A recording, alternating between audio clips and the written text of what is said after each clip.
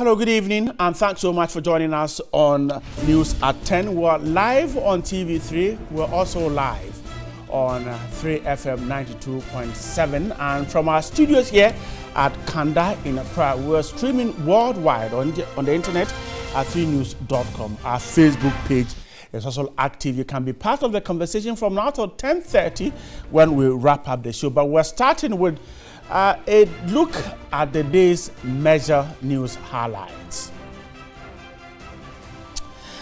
And beginning from here, lack of proper school infrastructure has forced English and Arabic junior high school students of Makango in the Salaga district of the Northern Region to share class with bats as their teachers contend with the weather, insects and reptiles under a tree which serves as a common room.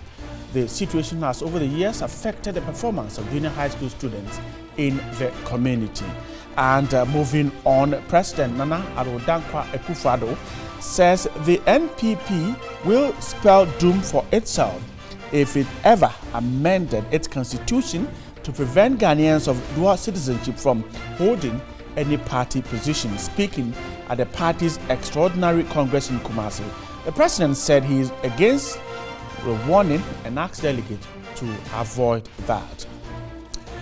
Vice President Dr. Mahmoud Bawumia says the government is focused on engineering social and economic growth through efficient management of national resources. Addressing a conference of regional ministers in Kumasi, Dr. Bawumia said local resources will be harnessed to build an economy that is not dependent on charity and handouts.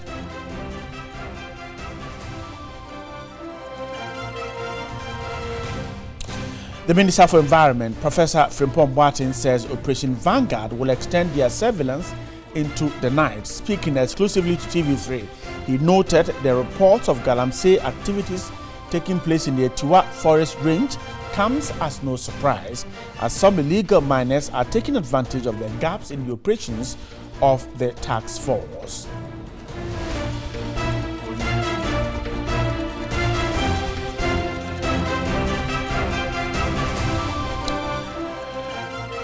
If you're watching us from Koforidua in the Eastern Region, if you're watching us from Tamale in the Northern Region, if you are with us from Accra in the Greater Accra region, thanks so much for your time. This is News at 10. Let's start with the big one.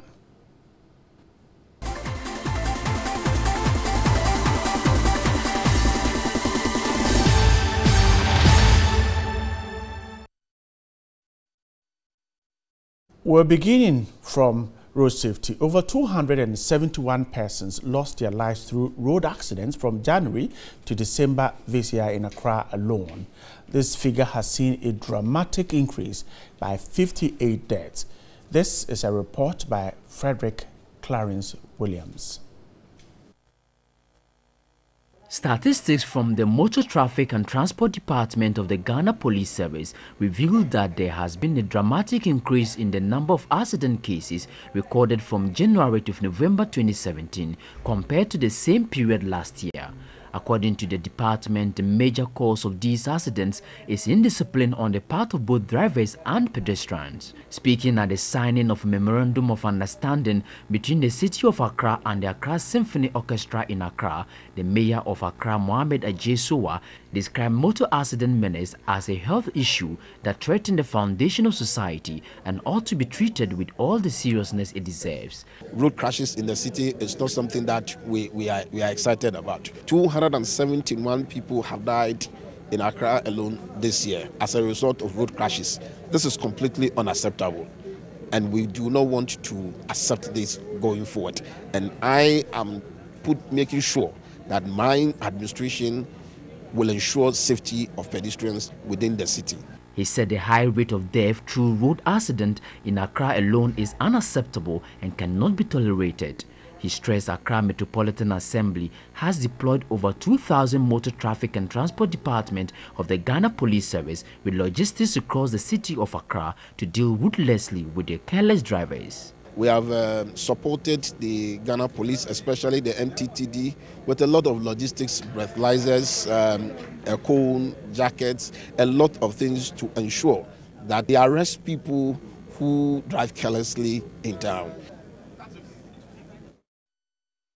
Right, and that's the news. Road accident increasing.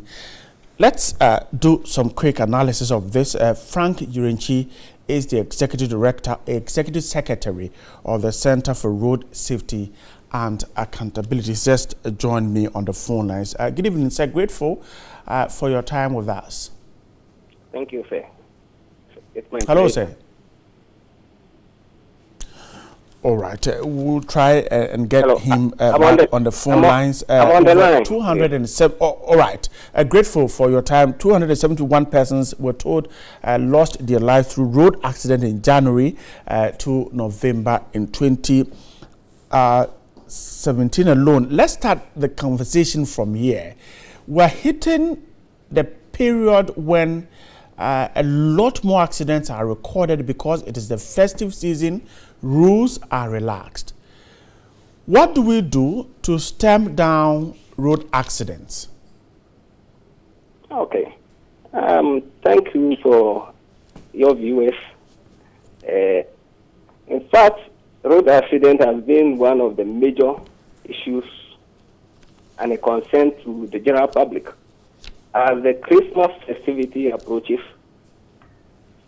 some of the issues we need to tackle as a matter of agency is we need to embark on aggressive education. And this education should cut across our churches, our mosques, and all other areas. All stakeholders should be brought on board to make sure that education goes down well, such that everybody will be involved and be part of this campaign. And by so doing, I think much will be done. I see. I mean, if it is about education, you're suggesting, then it seems that in the past, this education you're talking about has not been effective. Yes, it has not been effective because you can't blame everything on education alone. I'm just picking an instance. There are a lot of factors that have affected or has brought about these issues. You take a look at even the way our roads are not marked well. There are a lot of faded road markings these days. So drivers driving on the road sometimes find it difficult in the night to drive well. So as much as we educate the general public, we should also tax our, our major stakeholders. That is the institutions tax, to make sure that the rules are put in shape. Alongside with education, I think this thing will be done. There is one thing that we have lost focus on, or much attention has not been paid on, and that is overloading in disguise. There is overloading in disguise these days. Much of the cars now load more than they are expected to load. So when you sit in these public cars, even where to fix your leg, to put your leg comfortable, is a problem. And our institutions, especially the Ghana Police Service and other stakeholders who are supposed to make sure these things are checked, have overlooked these things over the years. And I think it is necessary for them to step up their effort in these areas, because when an accident occurs, a lot of people are affected, and the death rate keep increasing. I see. These are the areas that we have to focus our attention on.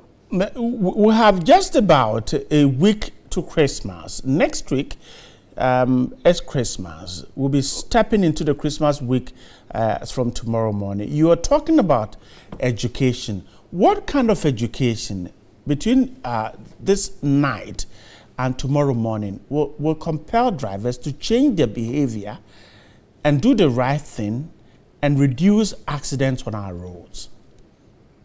Yes, I'm saying education. What we can do for now is that National Road Safety Commission should involve, there should be broader consultation and involvement.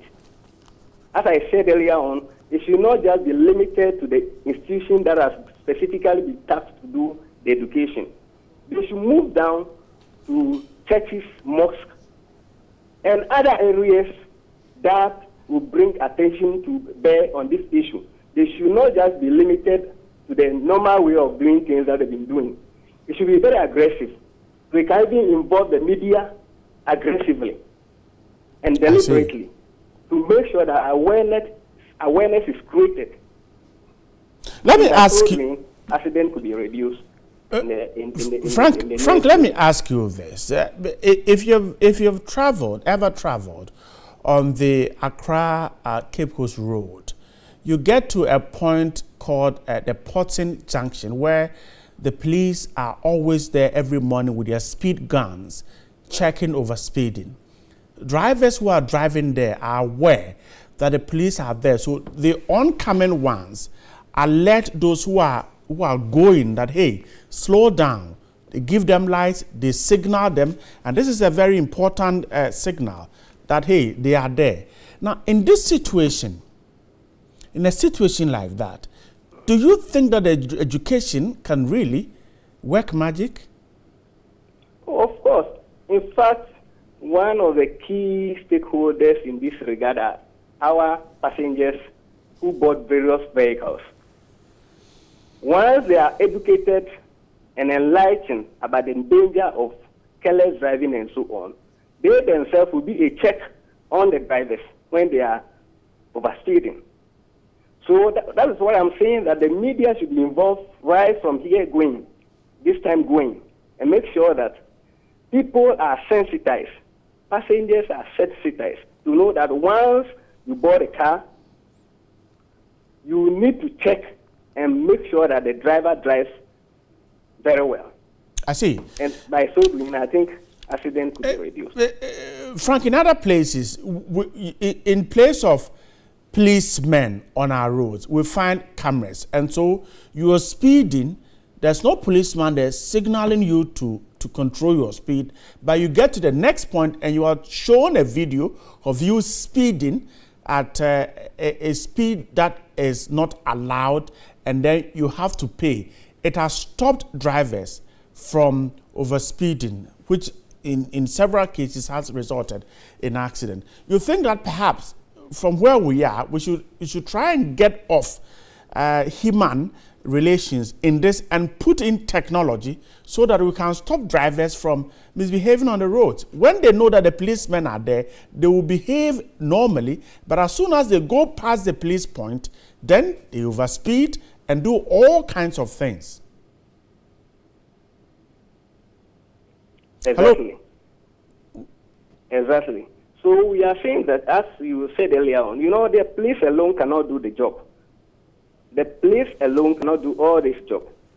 That is why it is necessary for us, as much as we involve other things like we are talking about gadgets, security gadgets, we should involve the passengers. We should make also sure that those who are caught in overspeeding are dealt with. It should be deterrent enough. It shouldn't be the way of stopping them, then they pay out something small or give a token out, then they want and then they leave. No. Once you are caught overspeeding, the punishment should be deterrent enough. Okay. And at the same time, it should be publicized. It should be publicized how drivers are punished when they are overspeeding or they drive carelessly, so that others will know and see what is going on and take you from it. I think by so doing, they will be careful. They will drive well. Frank, I'm grateful for your time with us. He is Frank Urenchi, the Executive Secretary of the Center for Road Safety and Accountability there, talking to me on road safety and other issues. We're getting into the Yuletide and time now to take a look at how drivers and passengers behave on our roads. This is News at 10. That's it for the big one. When we come back, we'll tell you about the NPP conference in Kumasi and also the fact that some prostitutes are being chased in Wa in the Upper West region. Stay with us. We're back in a moment.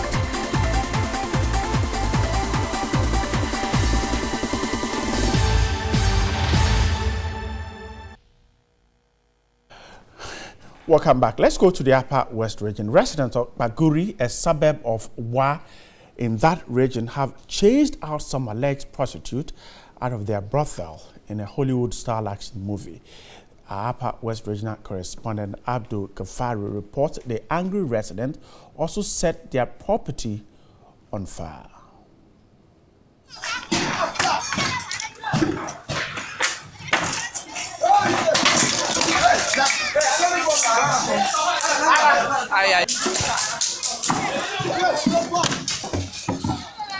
Residents went on rampage, destroying anything which belonged to the alleged night workers. They set the fence wall on fire and chased out the alleged prostitutes. But residents say they do not regret the action. They justify the action, claiming the presence of the alleged prostitutes will corrupt the morals of the younger ones. After the massive protest, the youth reported the incident to the Wana Bar to sit on the case. The case is expected to be heard Monday, December 18th.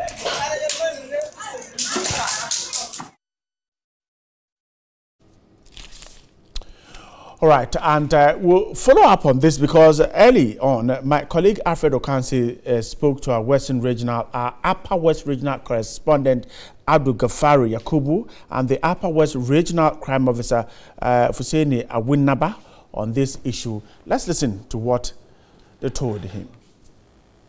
Tell us exactly what the situation is. Incident happened last night. For us, we were not able to chase or to follow the girls to find out where they were to sleep till the following morning. But we only got to realize that after they were being chased, some were injured through the brutalities that were meted up to them. So 5 of them, as I speak, are currently responding to treatment at the Upper West Regional Hospital. We have Superintendent Hussein Musa went about the regional crime officer in the Upper West region. Can you tell us your findings in the preliminary investigations that you've made into this particular incident, sir? We had information that a certain house has been attacked and set ablaze by residents in the area, alleging that the ladies living in the house are commercial sex workers. Meanwhile, prior to that, on Sunday, we made arrest of 6 ladies who were alleged to have been practicing prostitution in that particular house. So we processed them, we forwarded the docket to court, and they were supposed to appear before court tomorrow. So with the incident yesterday, it is going to delay the prosecution of the area case in the sense that 5 out of the 6 ladies have been injured in the bush, and they are now on admission at the Wara Regional Hospital. 5 of the ladies have been injured. 5 were injured. Fortunately, about 30 minutes ago, one of them was discharged, and it should be left with 4 who are on admission now. Okay, so the 6 ladies you arrested early on, is that the number of ladies who are alleged to be commercial sex workers living in that house, or there are more? Yes, yes. I see. We arrested the 6 ladies, including the landlord, because all those ladies in the house were accused of practicing commercial sex in that particular house. Now, but I'm asking about your findings as per your preliminary investigations into this. Does this confirm that indeed that they are commercial sex workers as they are alleged to be? Yeah, we changed the cases before court. We had certain evidences there that we are going to put before court. So I am not able to declare that they are commercial sex workers or not. But we're able to gather some evidence there that we feel that the court can make a decision on. Have you started investigations into it? Yes, yes. Some names have been mentioned, and I cannot declare now, but we are going to move on that incident tomorrow. No, so if you have names, why are you not arresting them immediately? I mean, you want to wait till tomorrow? No, we would. You see, when they commit this crime, they are going to run into hiding. We are not just going to be chasing them around.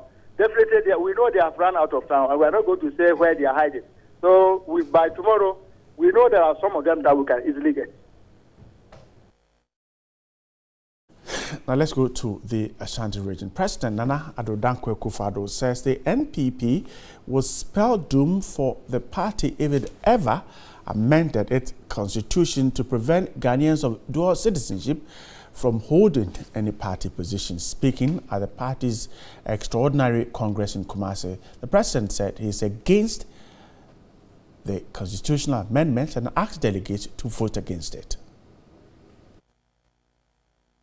The idea of barring dual citizens from running for office was spearheaded by the NPP's parliamentary caucus, which says the move will bring the party's constitution in conformity with the 1992 constitution, which bars dual citizens from occupying any public office. A bill to that effect has been submitted to Parliament to amend Articles 94, Clause 2A and 8, Clause 2 of the Constitution, as well as Section 16 of the Citizenship Act. President Akufo-Addo expressed concern over the amendment. The president, however, says the rationale to align the party's constitution with that of the country is not bad, but must be done properly. The party then opened the floor for motions to be moved. Earlier, the Ashanti Regional Chairman of the party, Enchibu Osiakon, also known as Chairman Wontumi, said all parliamentary seats in the region will belong to the NPP by the end of his reign as chairman. As chairman of this region, my interest, my dream is to see that by the end of the day, we will have the fruitful deliberation and arrive at the decision that will further strengthen the structures of this party and ensure that every member, particularly the hard-working delegates and the full soldiers, are ultimate beneficiaries of this party.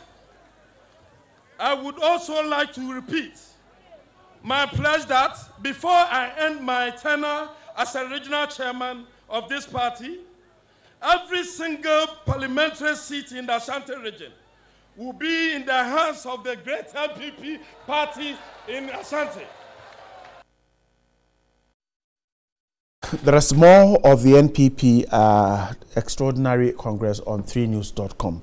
We'll stay updated on that. But let's do some other stories. Government is to establish a cashew production farm at Vakpo, Jawaga, under the One District, One Factory Cash Crop Initiative. District Chief Executive for North Danyi, Edmond Kojoata, disclosed this at the inaugural ceremony of the Vakpo Traditional Council at Vakpo in the Volta region. Vakpo is one of the 9 traditional areas in the North Danyi district of the Volta region. The inhabitants are predominantly farmers. However, changes in climate and erratic rainfall continue to affect farming activities, depriving the people of livelihood, leading to increase in poverty and rural-urban drift. Others who have decided to stay back home have resorted to petty trading in order to survive. But these are likely to change if the government's pro-poor initiatives take full effect. For the people of Vakpo, for instance, a shift towards cash crop cultivation is key. There is a good news. The government is doing a project that we call One District, One Cash Crop. The government has already identified Vakpo Jawaga land for cashew production. But the district chief executive for North Danyi, Edmond Kojoata, is particular about unity of purpose. To achieve this, however, the issue of unity cannot be underestimated. Government is seeking one thing: unity and freelance. Who is going to give us the land? It is the traditional authorities who are going to give us the land. The paramount chief, Togigan Bogbolulu, is optimistic the autonomy from the Akpini Traditional Authority would propel development. Let us all unite and collectively put our shoulders to the wheels of local development. Let us all partner each other in communal development projects in order to bring out our achievements beyond measures. The immediate past president of the Veterans Association of Ghana and the chairman of the Association of Retired Naval Officers, Commodore Steve Ovimpe, urged the youth to take advantage of recent developments to enhance their lives. Few who listened to us on 3FM were grateful if you watched us on TV. We're also grateful for your time with us. We're stepping into the Christmas week. Wish you all the best. Merry Christmas. The show was put together by Godfred Tanam. My name is Bright Nanafo. Have a good evening and stay right here on TV.